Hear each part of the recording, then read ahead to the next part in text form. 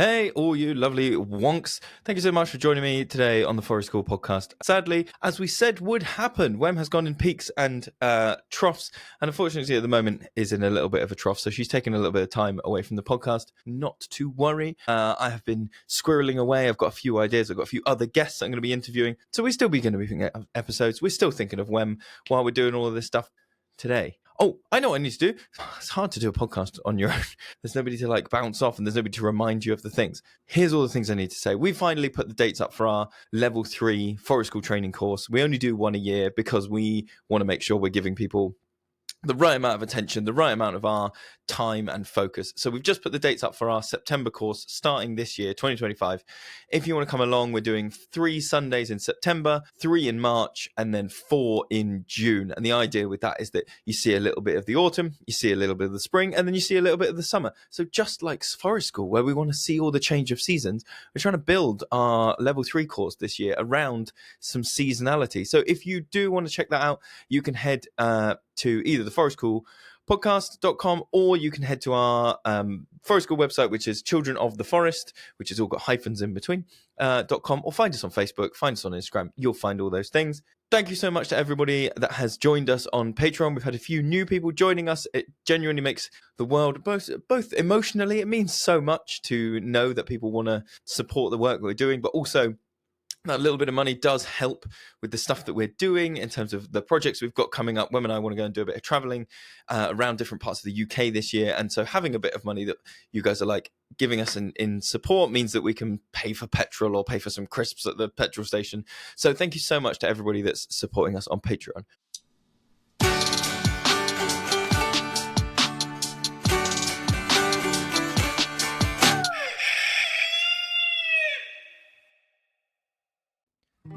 The Forest School podcast is proudly sponsored by Tensile.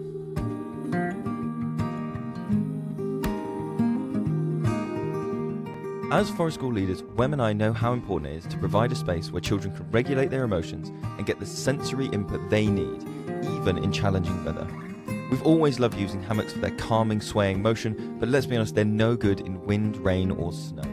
That's why we're so excited about the Tensile Stingray. It's completely weatherproof and offers all the benefits of a hammock while keeping everyone warm, dry and comfortable.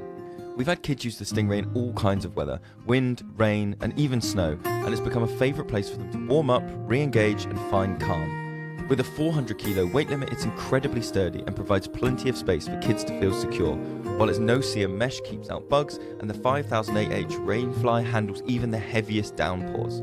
Because it's elevated off the ground, the Stingray stays warm and dry even on frosty mornings. Plus, the gentle sway helps children self-regulate and reconnect with the group on their own terms. It's been a total game changer for our sessions, allowing us to provide an engaging and sensory-friendly retreat in all weather conditions. If you're looking for a durable, portable and weatherproof solution, we can't recommend the Tensile Stingray enough. Use the referral code FORESTCHILDREN10 to get a 10% discount and support the podcast.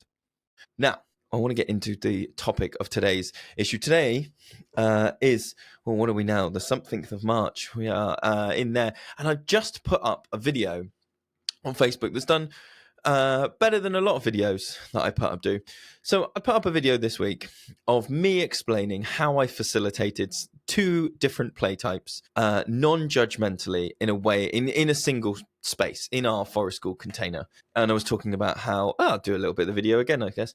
I was talking about how one group wanted to play in the mud kitchen. Another group decided that their play was going to be stealing pans from the mud kitchen. And it was all fine to begin with. But as the number of pans went down and down and down, the people that were playing in the mud kitchen started to feel like, this is not so great for me anymore. And so that consent changed. It's very important. Consent does not last forever. Consent can change at any moment. So they kind of went, not really feeling this anymore, Lewis. And I went, okay. And now I could have labelled nice play, bad play. I could have gone in and been like, the mud kitchen is the nice, wholesome, Instagrammable, go tell your parents that's what you did kind of play. This kind of stealing play is like, bad moral judgment. I don't like, blah, blah, blah, blah. But that would have created so much shame. That would have shut people down. That would have changed the authenticity that we have going on the site. So I didn't do that.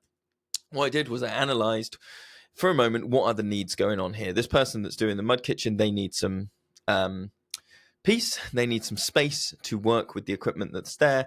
And what does the other group need? Well, the other group needs some kind of like conflicty play, some kind of like, not quite rough and tumble, but kind of like pushback, some antagonism, I think was the way I described it. And I thought, well, rather than shaming that as making it bad play, as I think some people would naturally accidentally fall into, I went over to the group and I went, hey, these guys want to keep the mud stuff that's in the mud kitchen for themselves for now.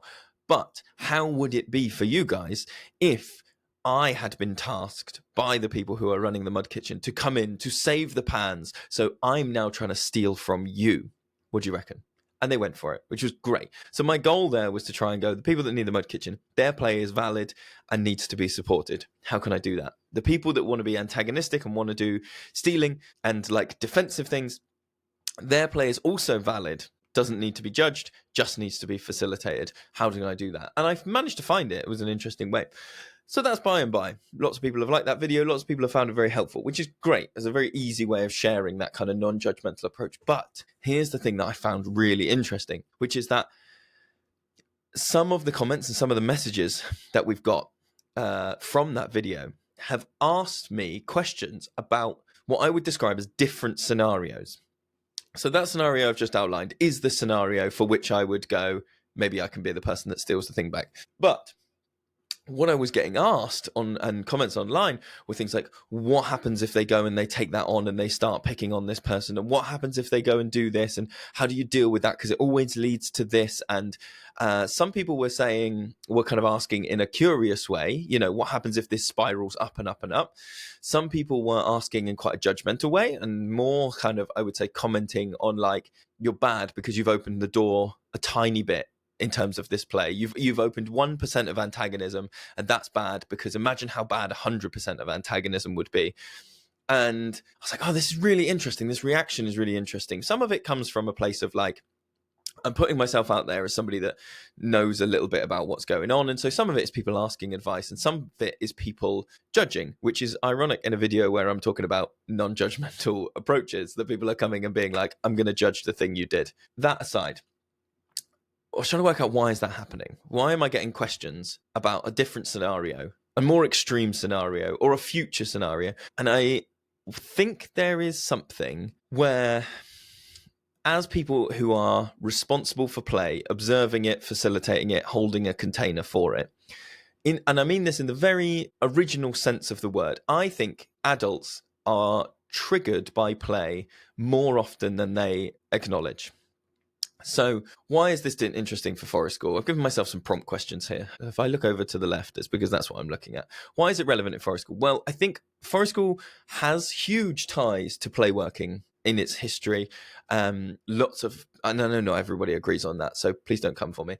But there's something to be acknowledged about the fact that a lot of forest school has child-led, scenarios, and that it encourages free play in lots of ways. And so we are possibly not overtly taking on the role of play workers, but by and large, forest school leaders are responsible for play in some way. And acknowledging the reactions that we have to different play and the reasons and the rationales that we have for the ways that we intervene or support or facilitate, I think that's really interesting. So I wanted to explore this kind of thing. So what do I mean by triggered? And I've said triggered in the original sense of the word there. When I say triggered, as I understand it, the original meaning of the word triggered is that if you have a traumatic event that has happened to you, when you see or when you experience something that could be a precursor to another traumatic event, it triggers your body, your internal system, your central nervous system to react as if the traumatic event is going to happen. To take let's take play out of it for example. Let's say you have a car crash and it's quite a bad car crash and you emotionally are quite shook from it. That's the traumatic event. Trauma then lives in your body. Your central nervous system is primed for that thing. Then it might be that the next time you get in the car, putting on the seatbelt and hearing it go triggers your central nervous system to go, last time we heard the seatbelt go click, this happened, then trauma event. And so you have the response as if you've had another car crash, even though all that's happened is one of the precursor events. So why is that relevant to play? And why am I using the word triggered? So I think I mean it in the context of play where we either as adults have like spiraled forwards and become triggered by what is actually not a trauma event, or not a trauma event's quite a strong response there. What I mean is like maybe not a negative play outcome, an antisocial outcome. Don't want to say positive and negative. I want to say pro-social and antisocial.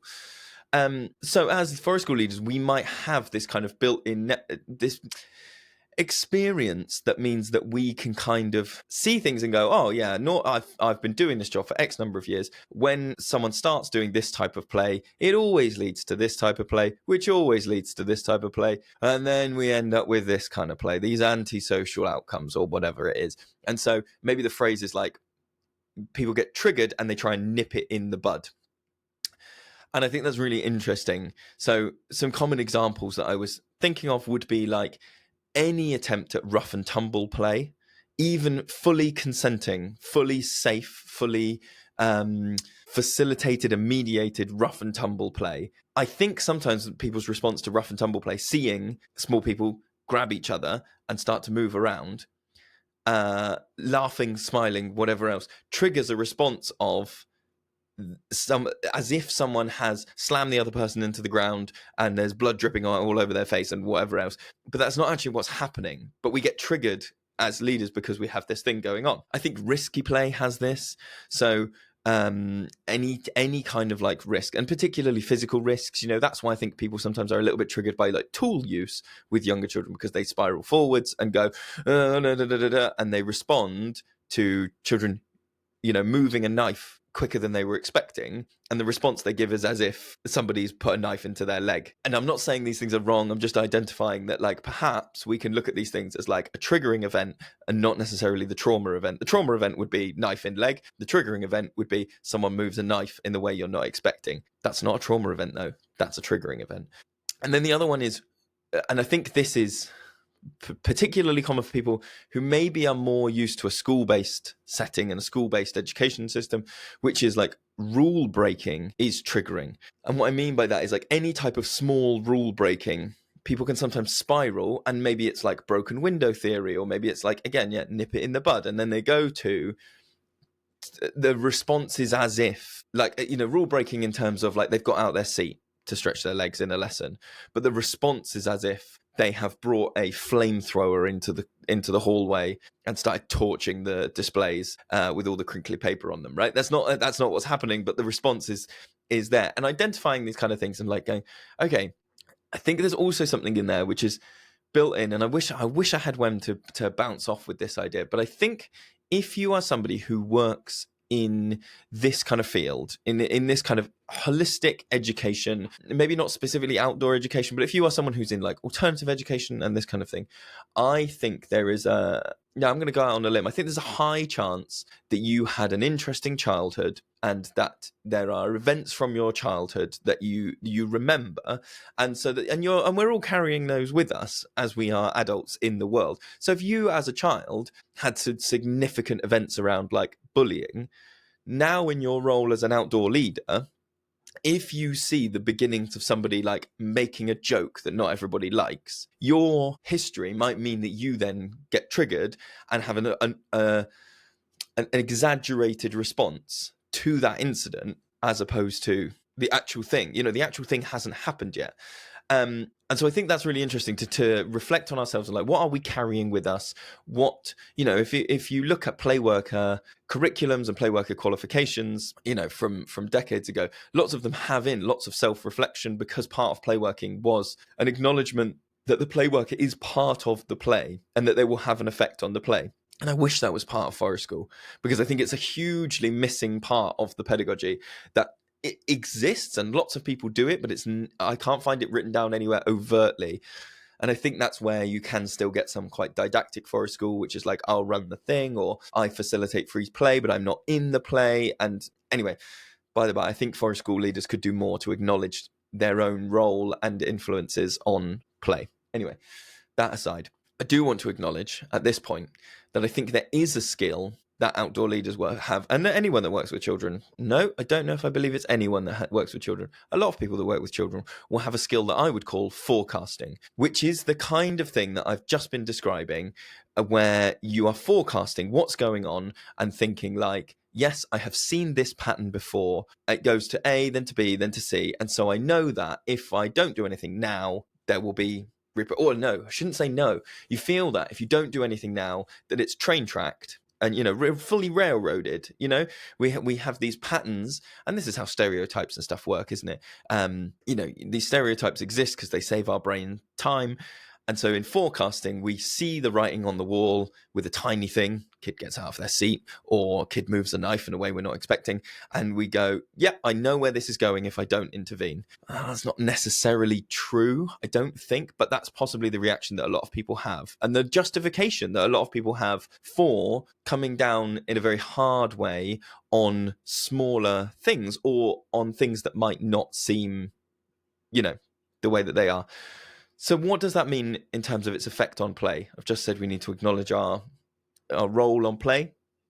And what that can mean, I think, is if I was in a scenario where my play was being reacted to in possibly not the most, what's the term I'm going for?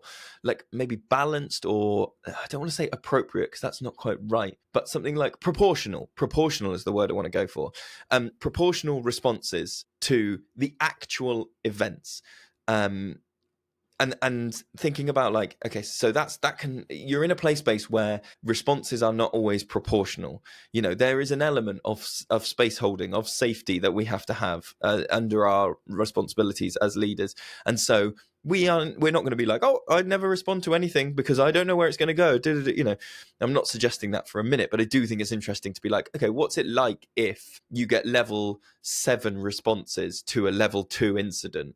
Does that make for a conducive play space? Does that make for a space in which people feel they can be authentic or not? I think that I would say probably not. But acknowledging knowing whether you've done a level 7 or a level 2, and whether the incident was a level 7 or a level 2, is something that's going to require like a lot of introspection, and possibly something that you can only do afterwards, where you go like, do you know what, on reflection, I really don't think I got that right. And then what you've got to hope is that the next time it comes up, you can go, I really overshot on this one. And doing that. So how do children react when adults nearby them are triggered? And the scenario that I thought about when I was imagining somebody responding to, because there's another element here, which is that hierarchy exists, right? So you're not on a level playing field in terms of that. You might be in a workplace where it's like, oh, well, that's actually quite triggering for Steve because of some stuff that's happened. Oh, okay, well, maybe we have the meeting over here.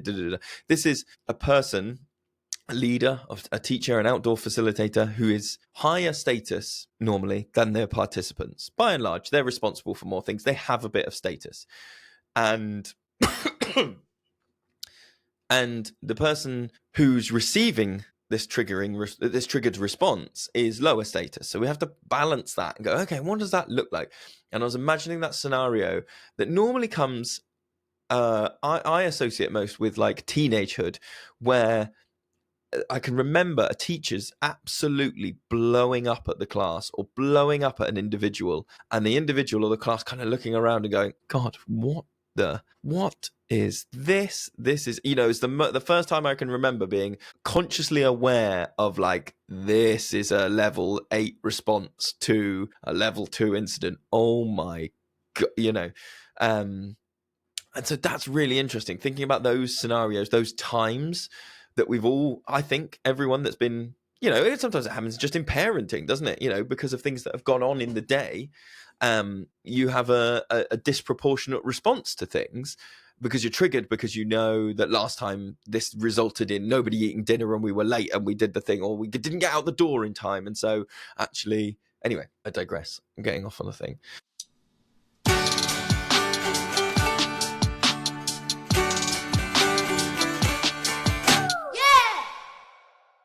What does it mean in terms of like being triggered, and how can we like think about strategies for handling it? So I guess one thing that you can do is spend some time being introspective about your own trauma is such a big word, and some places throw trauma around like it's nothing, like, oh, I didn't get the ice cream I wanted, that's trauma. And some places, are really trying to hold the space of like trauma means, real significant like biological changes have happened in your body because of an event, in that whole body keeps the score kind of way. So let's not use trauma. Let's talk about negative events, significant negative events, or maybe ACEs, adverse childhood events. Let's talk about ACEs, because most people have got ACEs.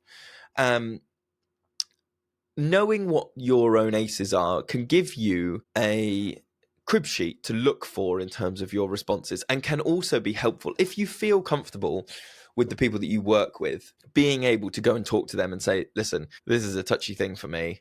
I don't know that I'm going to respond in the best way. Or to go, actually, do you know what? When that comes up next time, did you see me? I didn't do it well. Could you have a go at it next time? Because it's too close to me. Or acknowledging that. Or acknowledging that you have those ACEs and kind of sitting with them and being like, and so I need to consciously dial back my responses in terms of how you actually ground yourself in the moment. How do you ground yourself in the moment? Because we all know that being triggered by something is not a conscious kind of like feeling. So checking in and grounding, and what can you do if you have another member of staff who's there with you, support staff, or maybe not a parent, because I think with a parent you might be touching on some hierarchy stuff there, or some personal stuff which you might not want to get into. But let's say you've got another member of staff with you to go, can I borrow you for a minute? I would like to objectively describe what is happening. Can you tell me if I'm being objective or not? You stand side by side, you look at a play that's going on, and just take 30 seconds to describe what's going on. Obviously, if there's an emergency, right? If somebody's jumped on someone else and is slamming away, that's not what I'm talking about. What I'm talking about is like slight disgruntled things, or the play is starting to move in a way that's making you feel a little bit uncomfortable and you're not quite sure why. Go find another member of staff and go, that person is standing there, they are trying to do this, these people are here and they are trying to play this. The result is that this person, I think, might be feeling this, and this person might be feeling this. And what hopefully you'll get from that is either a response of like, yes, that is fairly accurate about what's happening. And you can then have a conversation about like, do you think it's going to go anywhere? Do you think it's not? All these things. Or what you might get is the other response, which is, I've just been doing a lot of work about like clean language and taking your own stuff out of things. And it might be that after you describe it to another member of staff, hopefully you've got the relationship where you can be with each other and the other person can say back to you, how do you know they're feeling like that? Or ask you questions along like, well, do you know that that's what that person's trying to do? Do you have they done that before? And just get these clarifying questions in to see if you are spiraling and you've been triggered and you're responding to something that hasn't happened, or if you are putting your own baggage on stuff. We all have baggage. I'm going around in circles here, but these kind of things. Asking yourself, or if you don't have another member of staff, trying to ask yourself those internal questions. How do I know that that's what I'm seeing? How do I know that that's what I'm feeling? Is there any immediate dangers or threats? And in immediate, I do mean immediate, because sometimes this is with the whole thing that I'm talking about. You see something that is orange and you go, oh my God, orange goes into red. Orange goes into red really it's gone yellow. Huh, okay. But if you don't give it that time, if you respond to all the oranges like they're reds, you are being triggered and you are responding to things that don't need to Lily Horseman and Kindling Playwork had I think for a while she would write on her hand, and I think we've all seen the picture hopefully of, why am I talking? Why am I talking now? And she would write that on her fingers. You can just check in and be like, why am I responding to this? And if the answer is because I think it's going to go down a bad road, sometimes I think you've got the space, depending on your learners and depending on the space that you've got, and by that I mean the space that you hold, the community that you've created. Sometimes, let's say there's antagonistic play, there's pots being stolen, and you are worried that it's going to result in everything being taken from the mud kitchen, including like the I don't know, benches or whatever, all of the things, all of the cutlery or whatever else. There's a value in going over and going like, hey guys, I see that you're stealing all the pans. Can I just ask, are you guys gonna stick with pans, or do you think you're gonna move on to like taking more and more and more? Because I'm a bit worried about that. If they can hear that, then they can go, oh no, we're just sticking with pans. Once we've done the pans, we're done. Now that's a different response. You can respond differently to that. But if I hadn't asked, I might have assumed like they're going to take the pans, then they're going to take the cutlery, then they're going to take the benches, they're going to take everything, and I have to protect that person's play. And you get into, I was reading recently about that drama triangle where you get into the protector role, where you're like, oh my God, I can see what's going to happen and I'll be the protector. I'm going to protect you. I'm going to stand up. That wasn't happening yet. It might have happened, but it might not. It might genuinely have just kind of gone woof and fizzled out, and you didn't need to do anything. But if you step in too soon, I think what some of the risks can be like shame and conditionality, and that people feel like they are being pigeonholed, you know? That feeling of like an adult, I can remember it so acutely. And this is some of my stuff, you know, coming out here, which is that like an adult stepping in and being like, I'm going to stop you there before you start doing X, Y, and Z, before you start doing this stuff. Maybe I wasn't going to do that stuff. How do you, maybe that never even crossed my mind. But the adult's been triggered by their past experiences. And now they've put all that triggering stuff onto me and assumed that stuff is going to go that way. Now, I think this is very interesting. So how can you build an environment where adults feel more comfortable with slightly triggering play? I think one of the biggest things to do is to have that conversation, like I said, with another member of staff and go, can I just describe this objectively? Another thing, which is where I think we have to balance the ideas of forecasting versus being triggered, is looking at it and going, okay, if I'm forecasting this, what will be my checks along the way? Rather than just forecasting like, it's definitely going to go here, it's definitely going to go that way. So if it does decide to go that way, what will be my check in 1 minute's time? What will be the check that I'm looking for in 2 minutes' time? Or what will I look for when they stop getting the pans? What will I look for if they start to get more aggressive? And having these like intervention thoughts that you can put in and go, if I'm forecasting correctly, I know what I will do over the next few steps. I'm not going to do them now, because that would be a triggering where I'd been triggered and I'm going to put all the interventions I can right now. I have to respond, but to spread them out and to go, okay, my forecast is that it might go here. So what can I put in hypothetically down the line? What will be I've raised this to level 1, I've raised this to level 2, I've raised this to level 3. So you don't jump, you don't get triggered, you don't jump. I think one of the challenging things here is that, so I've talked a lot about people being individually triggered as outdoor leaders, as play leaders, as facilitators, all the inclusive words I'm trying to use. But those are not the only people that can be triggered by play and can see and do all these things, and also not the only people that can forecast, because there are other participants here. So let's take this at different ways, because let's say you're running a group where adults are there, like it's a parent group, parents and families are with their kids. Often parents are seeing play coming towards their kid, or their kid starting to do play, and they respond in a kind of slightly triggered way, which is that they worry that, oh my God, last time he did this, he went over and then he did that, and then he did that, and then he punched that person, and then, oh my God, or, you know, oh my God, last time this happened, they got really upset, and then they cried and they cried and they cried, and it was, you know, these are all responses. And if we acknowledge that an adult might be responding to step 1 as if step 5 has happened, I think we can hold that space with them, and I find I can reassure a lot of parents with that kind of idea of like forecasting and going, you know, this is what we might do as things go forward. Someone comes up and goes, oh my God, they're taking loads of paintbrushes. Yeah, they are. But for now, they're just taking loads of paintbrushes. So I think we're okay. If they start to do other stuff, don't worry. I'm on it. We've got it. So that people know that you are aware. That's often the first thing that can help settle people, is to know that you are aware and that you've got an eye on what's happening. To acknowledge that stuff might progress, but to give it space to not progress. And so I think that's a huge thing that you can do when you're talking to other adults, other connected adults, parents, carers, all those things, is to give them reassurance that you have observed and that you do have ideas for what you might do, but that you're not doing them now because you want to give them the space to explore and to do what they need to do.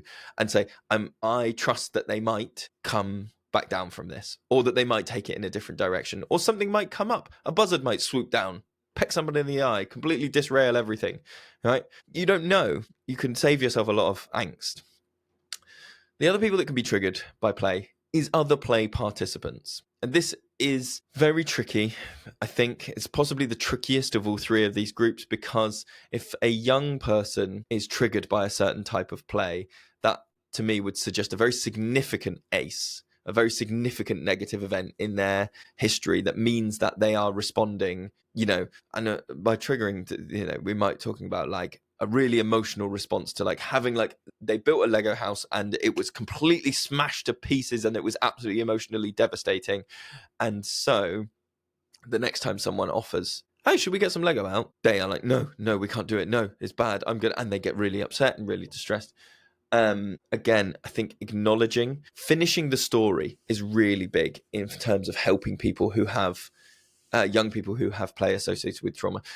Let's take that Lego example. There's, I think it's a Dan Siegel book where he talks about finishing the story, and in that idea that people will retell the lead up and the dramatic, the trauma part of their narrative, but rarely carry on. So they get stuck with like, and then we built the house, and then we built the house, and then it got smashed, and then the smashing, and I felt so sad, and they get stuck there.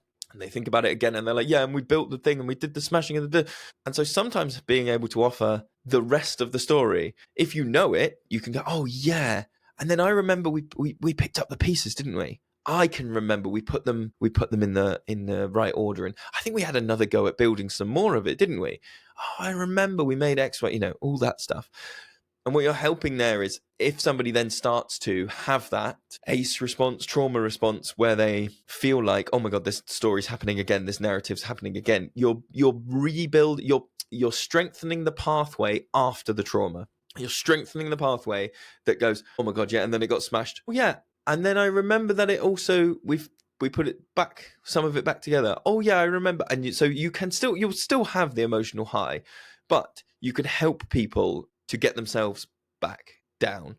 And sometimes I think there's a big part of this. Again, this is where you might need to, I'm not saying this is appropriate for every group, but I think if you can, holding a space in which you can say to other people, acknowledge that story and go, I'd really like to tell those guys about what happened with the Lego house. Would it be all right if I told them that story so that they can understand a little bit why we're talking about this? Hopefully you get a yes. If you don't, obviously don't tell the story. But if you can get that story, you can go to the other group and go, hey, this thing happened last week. They're really scared that it's going to happen again. I'm wondering if you guys could let them know that it wouldn't, and then that might help them feel a lot better. Or I'm wondering if they, if you can be a bit more transparent about it. People are empathetic by and large, right? People are empathetic. And so I think there's something in there about if you can give people a bit of transparency, that can help in terms of facilitating play needs and helping. Then you're building more things in terms of if somebody has that upset response, that emotional high, in response to a certain play type, they've got more examples of times where people looked after them, and you're helping to readdress that balance of how many negative experiences do I have with Lego, how many positive experiences do I have with Lego. I think hopefully those are some interesting thoughts. I hope there's some practical ideas in there about checking in with other staff, about offering some transparency, about reflecting on yourself, about am I responding to the play that's happening right now, or am I responding hypothetically? Sometimes it is right to respond hypothetically. Sometimes it is right to move things along and go in your head and go, ooh, yeah, probably step in now. But I think there is also value in acknowledging when you are looking too far ahead and you're not in the moment, you're not present, and going, yeah, but you know what? For right now, it's not that, it's this, and this is actually okay. If it stayed here all day, that would be okay. If it stayed here all session, that would be excellent learning. That would be in that kind of growth, stretchy bit where it's maybe uncomfortable but not devastating. If we respond to everything like it's devastating and trauma, we possibly have jumped the gun. And our central nervous systems are going to sit with it. Honestly, I think if I sat all day and anytime somebody moved the knife in a way I wasn't expecting, I went, oh my God, you can't do that because you'll cut your leg and you'll stab your eye out and you'll do whatever. And then I saw somebody running with a stick and I went, no, you'll fall over and you'll do this and you'll go. Oh my God, my central nervous system couldn't deal with like 6 to 8 hour days living in that stuff. I'm already rubbing my chest here because I'm feeling it, the anxiety of that thing. So being in the moment, let's call it mindfulness. Let's call it play mindfulness. Sit in the moment. Be objective about what is happening. Yes, it might go that way, but it might not. And having those conversations and thinking about, like, what can we do to acknowledge as leaders where we are or might be triggered by different types of play, and what we can do to keep our stuff as our stuff so that we can give people a more inclusive and non-judgmental space to play in, I think will be really important. Thank you so much for joining me for this absolute waffle rant. As I say, more guests coming up soon, when we'll hopefully be back in a few episodes. Thank you to everybody that's supporting us on Patreon. Check out our level 3 Forest School Leader Training course. We're down in Devon. We're on the Devon-Somerset border. If you're anywhere in the southwest, we're very easy to get to. Go and have a look. Thank you so much, and I will see you next time. Stay wonky.